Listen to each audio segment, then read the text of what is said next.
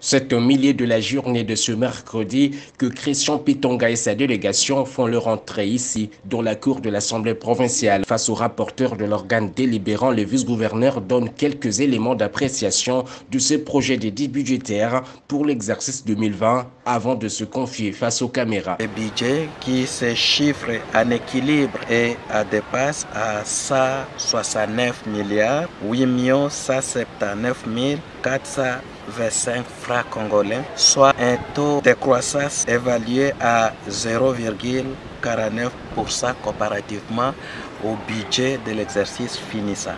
En dépit de ce contexte difficile, Christophe Passianinunga, le gouverneur du Haut-Tuélé, qui poursuit son lobbying ici à Kinshasa, notamment ici avec le Premier ministre, l'Office de route, l'Office de voirie et drainage, les élus nationaux de sa province ou encore la SNEL, maintient la pression sur les constructeurs de cet aérodrome de Beau, financé de bout en bout par son gouvernement. Auréolé par cette nouvelle acquisition d'engins de génie civil, les ingénieurs se lancent sur une véritable course contre la montre afin de livrer l'ouvrage à temps. Long de 1200 mètres, ce chef-d'œuvre est de 30 mètres de largeur, 300 mètres de taxi. Il sera équipé d'une aérogare, d'un parking ainsi que d'une station de ravitaillement en kérosène, le tout coiffé par une tour de contrôle. Pour son inspirateur, la construction de cet ouvrage démarré le 19 octobre dernier devra booster les échanges commerciaux dans ce périmètre de cette zone franche en érection ici à Beau. Ce désenclavement aérien vient renforcer ces gros chantiers en cours dans les domaines des infrastructures de base,